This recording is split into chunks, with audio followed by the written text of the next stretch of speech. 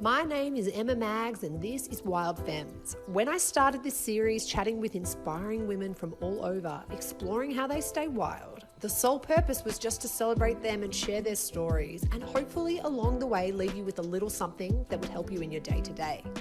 What I didn't expect is that I would actually level up so much in my life, and I believe that is the holy grail of purposeful work and relationships. So it is my absolute pleasure to introduce to you my next guest. She is the founder of the innovative training program Kaaiaa. It uses a dynamic combination of breath work, body work, meditation, and integration. Leah Simmons is no stranger to pushing boundaries and blazing the trail and has so much to share with her beautiful honesty. Plus, she is also my 10th and final guest of the first season of Wildfemmes, which is so exciting. So without further ado, let's dive right in. I've seen it written literally everywhere that you are redefining what health and fitness actually looks and feels like. And I would love to ask you with this in mind, what does your morning routine look like? How do you start your day to set you up for success? Well, I wish I had a routine. My life sort of revolves around my kids' schedule. And I have two children to two different people. They live in two different countries. So I can be here one day, in Bali the next. I can have one child that is in high school. I can have the other child that's in daycare. I can have them both together.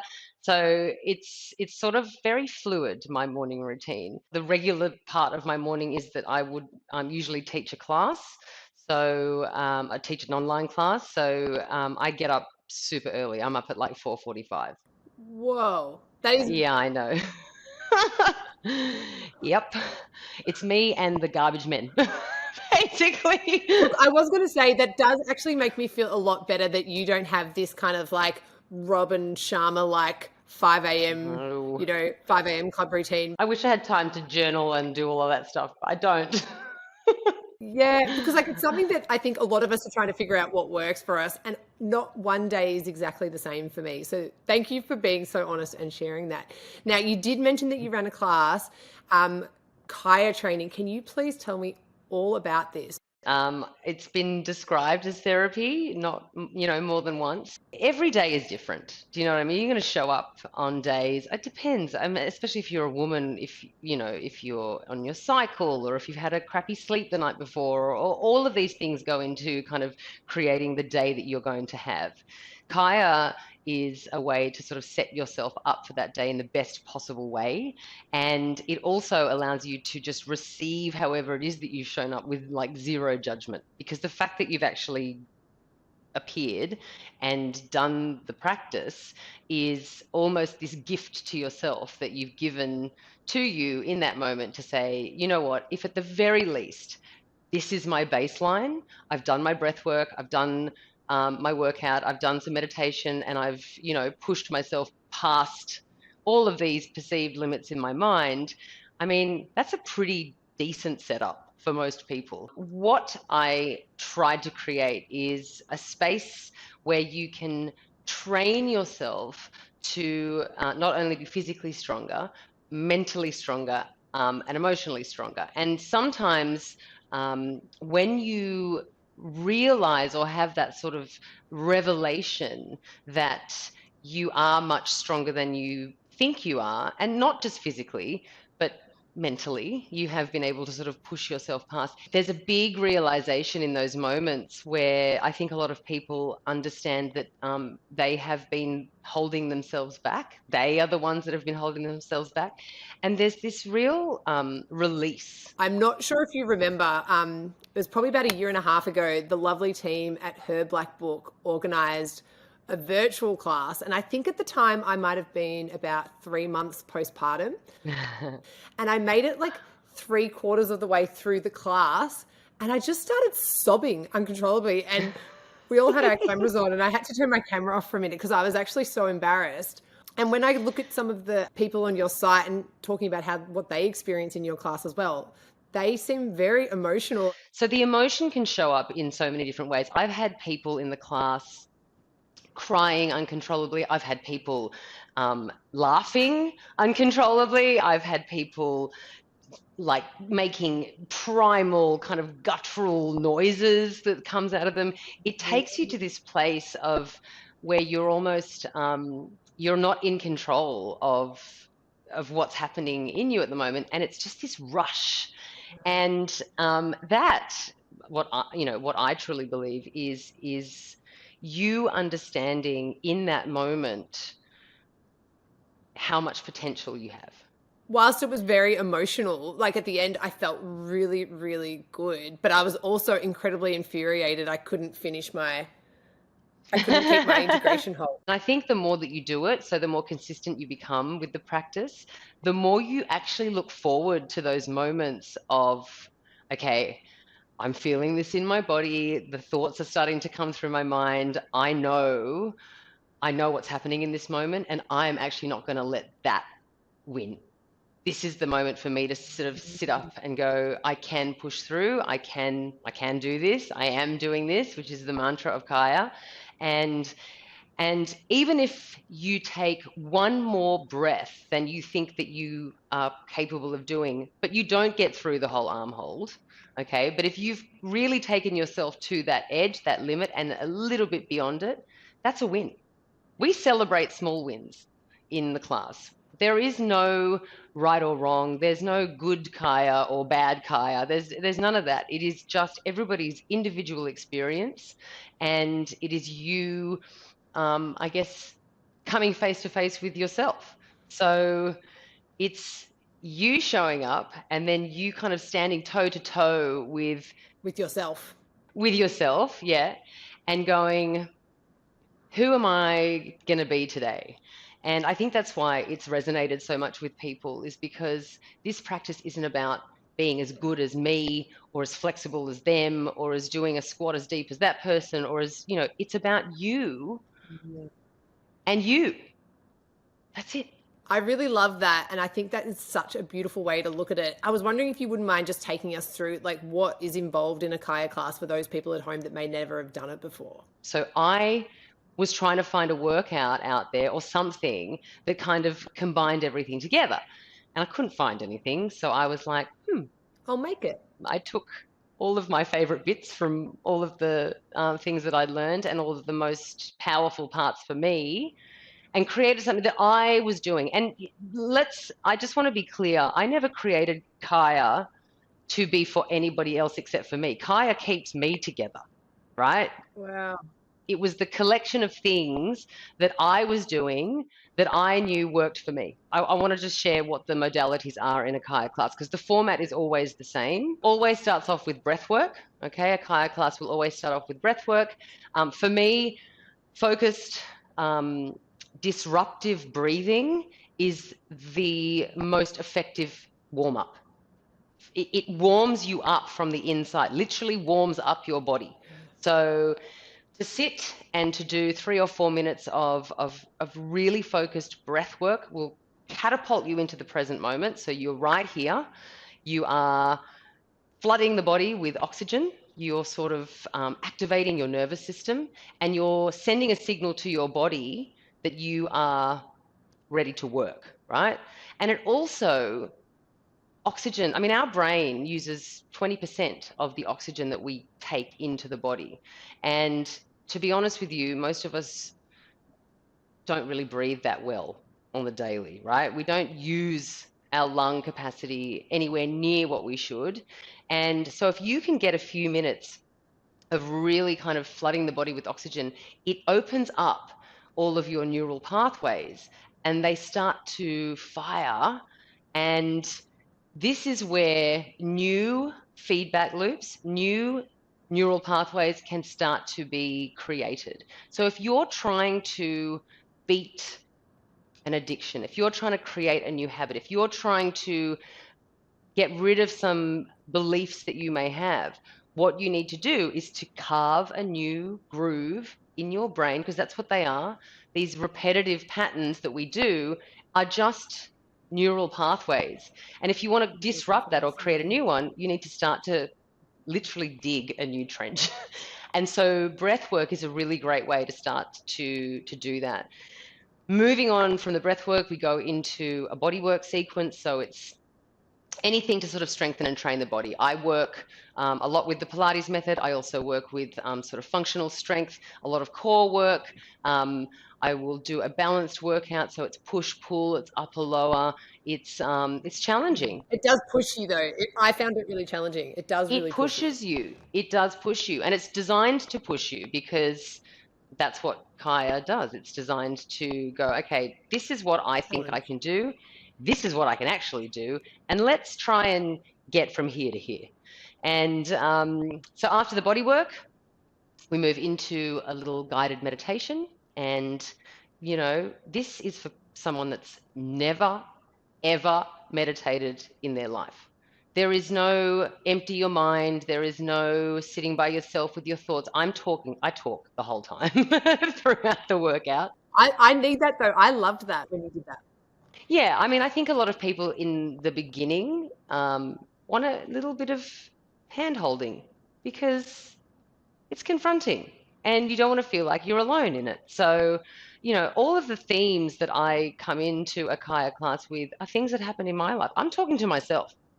These are things, these are my fears. These are my challenges. This is my life. And I'm just sharing with the viewer or the participant some of the things that I would tell myself in those moments, how I would bring myself into a state of calm, you know, what that bit of stillness is going to do for me, where I could be feeling it in my body and maybe start to move it through, stuff to visualize. There's a whole bunch of stuff. And we then move from the meditation, it goes straight into the integration, which is the extended arm hold. Now, I ripped this straight from the Kundalini Yoga playbook. I mean, this part of my teacher training was so incredibly profound for me that I was like, I need to integrate this into something because it was really, for me, the arm hold is like a metaphor for life.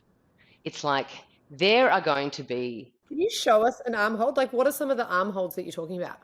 Okay, so the most traditional one, I think the one that Kaaiaa is most known for is the V. Okay, so you're going to be sitting there cross-legged with your arms in a V position. Okay, but I bring different ones in. So sometimes, yeah, I mean, you put your arms up for 10 seconds. You're like, oh, this is easy.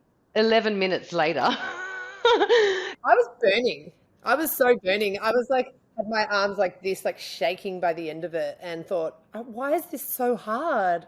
Because life is hard sometimes. And what happens in those moments, what happens It in is those hard. moments is we start a dialogue with ourselves, right? So there's a person in your mind that is, let's call it the ego. I mean, let's call it the ego for name's sake. Now, the ego has been responsible for your safety, your security, your stability, making sure that you are, you know, not going too far in and out. And it allows us to kind of go through life without having to think very much of, you know, what's around the corner or is there a threat or is this it? So we've kind of created this little bubble that we are comfortable in, and it is made up with a whole lot of learnings that we've taken from our parents, our friends, our teachers. It's called conditioning, right?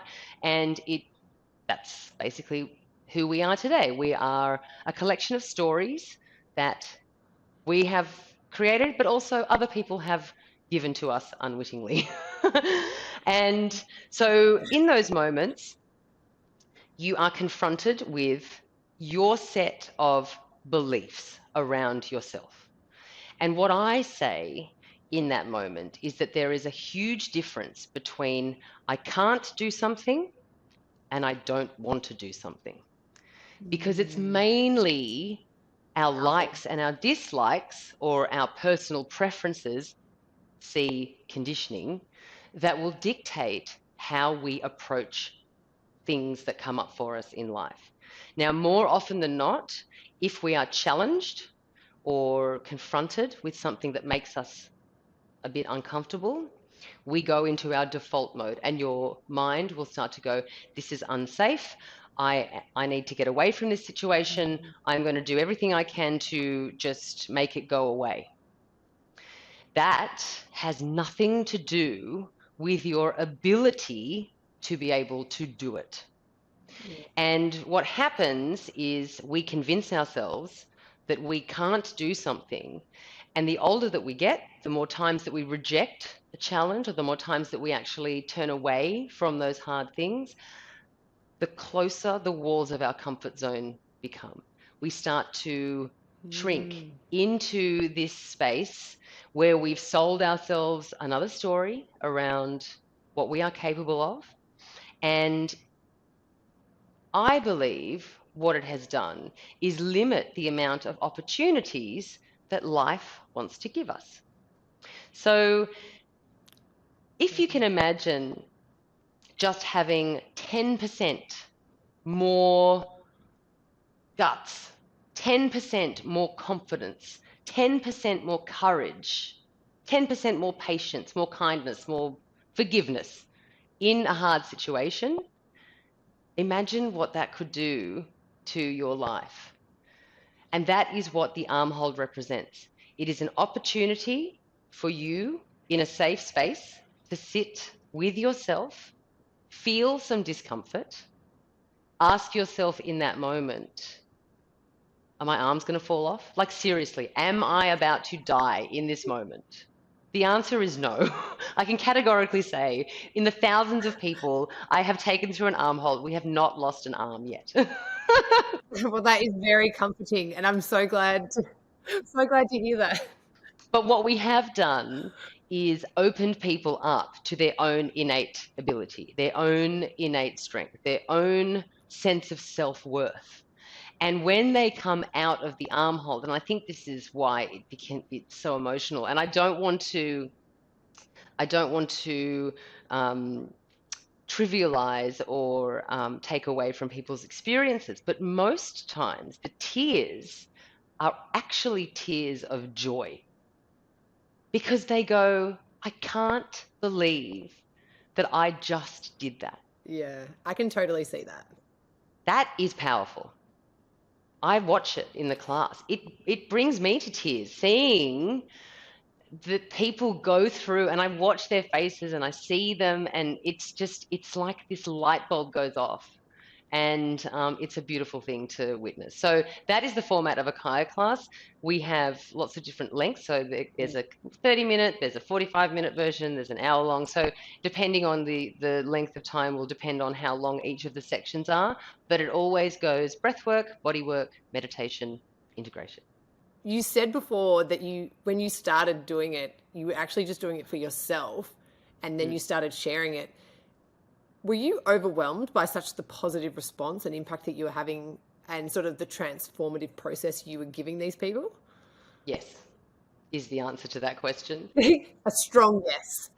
What happened was we came back from Bali. I wanted to share the workout. We were very fortunate to find a little community space just around the corner from our house in Bondi. And I started running classes in the studio.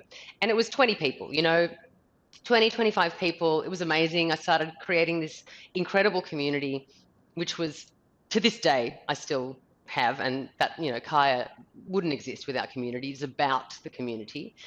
But then we went into lockdown. So the studio had only been open for 3 months, and I was starting to get some really great momentum, and I was like, I can't believe I have to close the studio. And I thought, you know what? And I just say things sometimes without actually like thinking through the logistics of what I've just promised the world.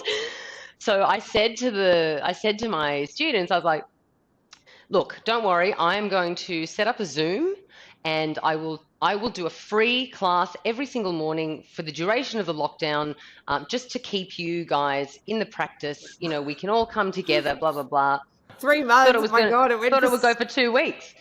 I did 78 days straight on Zoom. 78 days straight. Wow. And mind you, I'd never turned Zoom on in my life.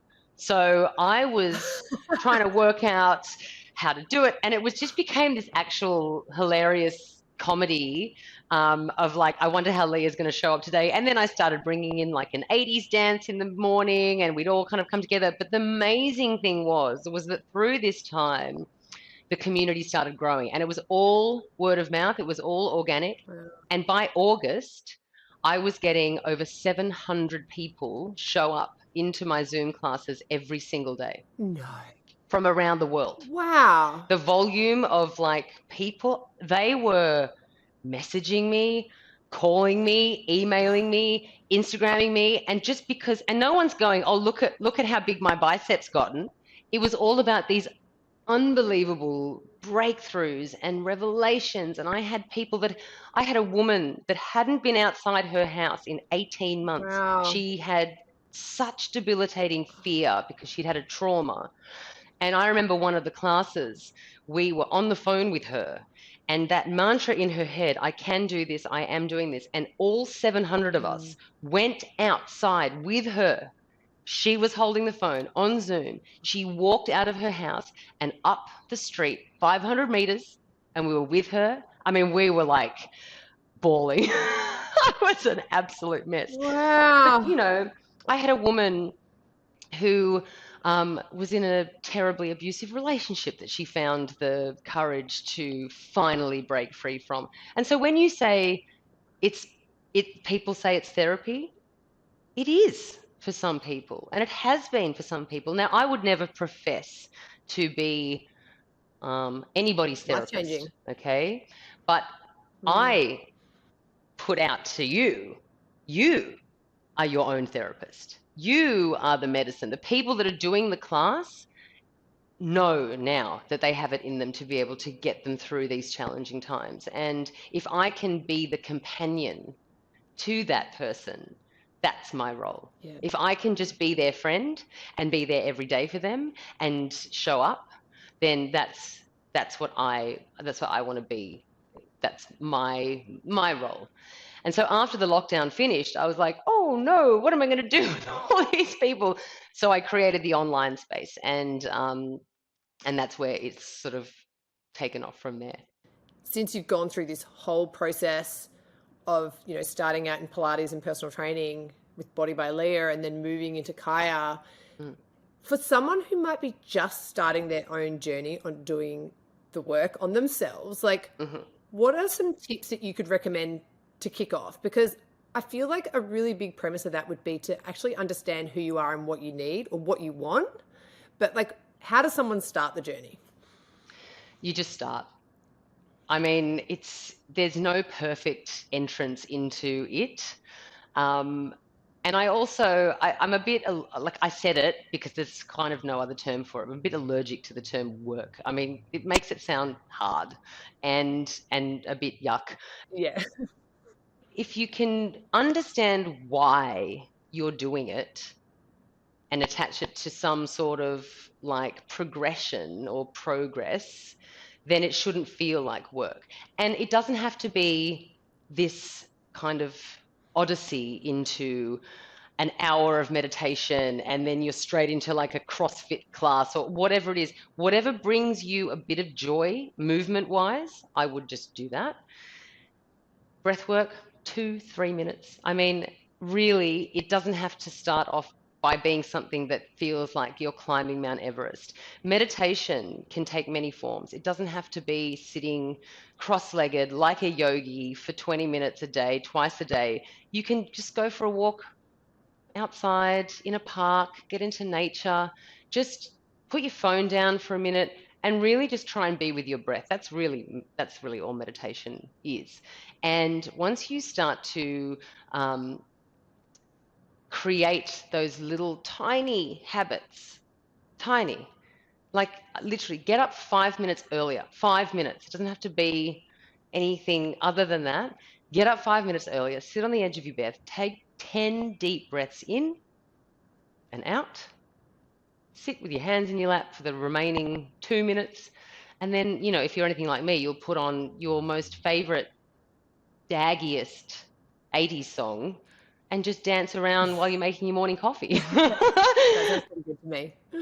And then once you start getting into it and you start to feel better, you'll start to make choices around maybe adding some other things into your work.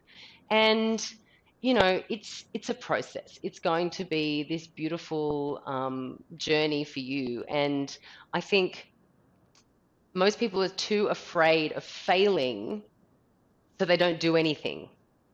You can't fail if you've already made the decision to start. So just start. We're nearly at the end, and I have just a couple of more super quick questions for you. That's all right. The first one is, what is a book every person needs to read who is wanting to or is currently going through their own self-discovery journey, or starting to do some practices with themselves? So I have actually two that I wanted to share. One of them is it kind of speaks back to your the rewilding the wild woman, and it is Wild Woman's Ways by Michaela Boehm. I've absolutely loved that book. I think it was just an incredibly written book. But the second book I wanted to recommend, it speaks back to this piece around perspective. It speaks back to no matter what is happening, no matter what your circumstances are, there is always room for compassion. There is always room for kindness. There is always room for gratitude, and there's always room for hope. And it's a book called Man's Search for Meaning, and it's by a guy called Viktor Frankl. It's only very short. It's quite intense. He was in one of the concentration camps during the Holocaust, but the way that he describes his experience really put into perspective the fact that you can be in a situation where you really think this is the end, and you can still find a little bit of compassion for your fellow man or for yourself, or a little bit of gratitude, or there is a silver lining to be had. And for me, what that book did was really made me take stock of my life and go, fuck, I am really, really, really fortunate. And even though I have these micro moments of whatever, everything is okay. If you know, and I really do recommend people read it, because it stays with me. It was a very, very profound. So it's called Man's Search for Meaning by Viktor Frankl. Oh, I really love that. I'll make sure that I'll share that along with this podcast. Now, the next question I have is, what does self-care look like for you? Obviously, besides doing your practices and modalities. Oh, I love a sauna and an ice bath. I'm a bit of a hot cold therapy girl. But really, I mean, I'm very fortunate that I live near the beach, so walking on the beach, getting out into nature, any kind of nature. So whether it's a park or, just sticking your feet into some dirt, connecting back to, and it's free. Free, exactly. Like, go and do it. And just time to yourself, whether it's just a little pocket of time. I'm so time poor with everything that's going on that if I can grab, 5 minutes to just sit with a cup of tea or whatever it is, that's my self-care. Yeah. And I suppose too, with children, having just like 5 minutes of quiet can also be really nice as well. Yes, but also back to that point, because I don't have my children the whole time with my children is also extremely special to me. So, making sure that I am present for them and am giving them what they need from me and also what I need from them. So, I feel like that fills up my cup.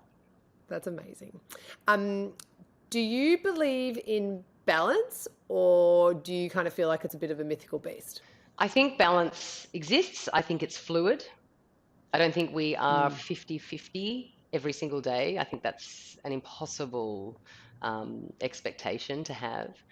And I think it really depends on what you're trying to balance. So I think it's about carving out pockets of time and almost running your life a little bit like a calendar. So if that's what you need to do to try and find that balance, great. I also think that we are way too hard on ourselves, especially women, when we're trying to be everything to everyone, and then we end up being nothing to ourselves. So I would say that if you're going to try 100%. and do anything in your life to balance out, make sure that you are priority number one, and then work out how you balance the other stuff. That has to come first. Otherwise, you're no good to anyone. You know what I mean? Like, you really aren't. You're going to be running on fumes, and the only person that you're going to disappoint is yourself, and you'll just get in this cycle of just, I'm not good enough, and that's just not healthy for anyone. So I think it does exist. I think it can exist. I think it's a concept that we would all really like to, feel like we've nailed. I think we need to be flexible around it. I think we have to be adaptable around it, and I think that it's quite fluid. So, yeah. Fluid. I think that's a really good way to describe it. And lastly, Leah, how do you stay wild at home, in life, love, and in business?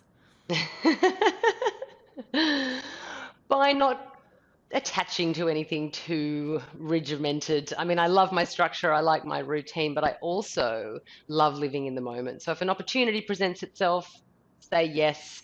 Dive headfirst into those moments. These are things that have been put there for you, by you.